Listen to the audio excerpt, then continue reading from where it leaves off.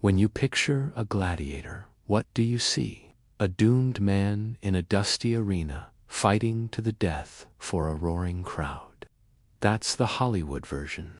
The reality was far more complex, more calculated, and in many ways, more fascinating.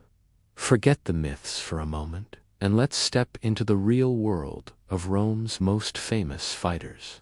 Before a gladiator ever set foot on the sand, their life was a relentless cycle of discipline inside ludus asterisk, a specialized fighting school run with military precision.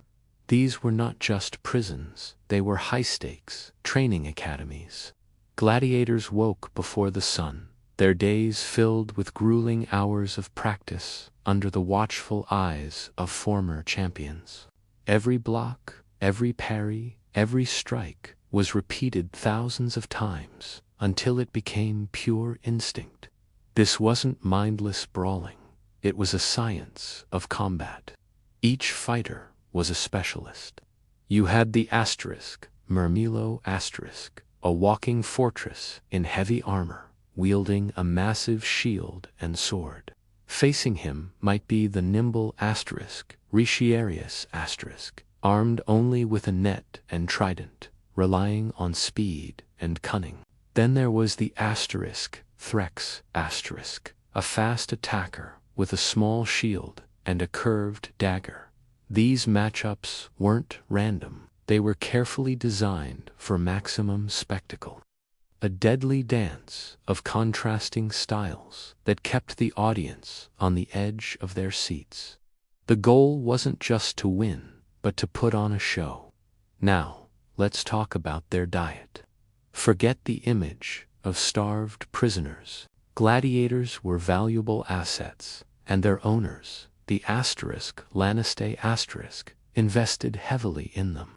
Their diet was surprisingly carb-heavy, rich in barley and beans, earning them the nickname barleymen. They even drank ash-infused beverages, which acted as a primitive calcium supplement to strengthen their bones for combat. And when they were injured, the best doctors in the Roman Empire were called in.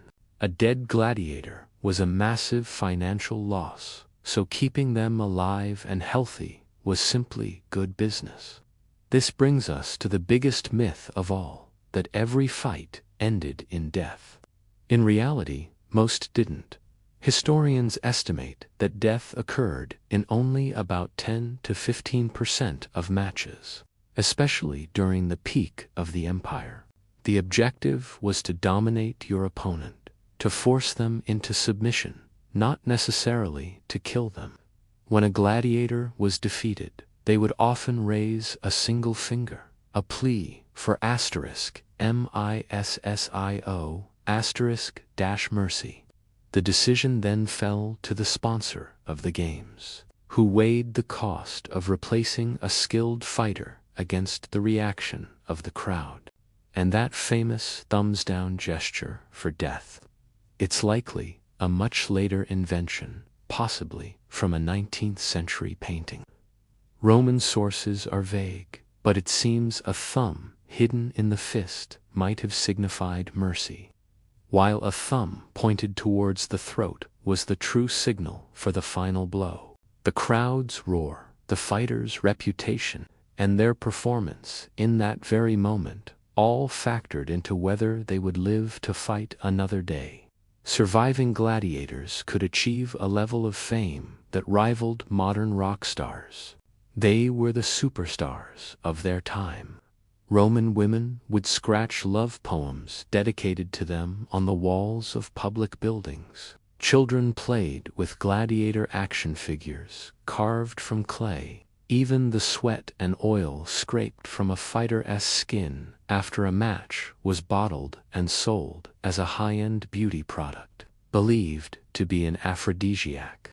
A successful gladiator could earn fame, fortune, and even their freedom, receiving the symbolic wooden sword known as the Rudis asterisk. But this celebrity status was a gilded cage. They were still, for the most part, property.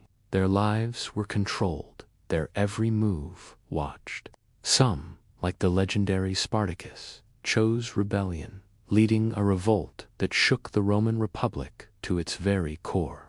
Others accepted their fate, finding a strange kind of honor and purpose within the brutal system. They were a living paradox, revered and disposable, symbols of Roman strength and entertainment, but ultimately instruments of a violent spectacle. They were the soul of Rome, made flesh, organized, brutal, adored, and ultimately expendable. Thanks for watching. If you found this look into the real lives of gladiators interesting, be sure to like this video and subscribe for more deep dives into history. See you next time.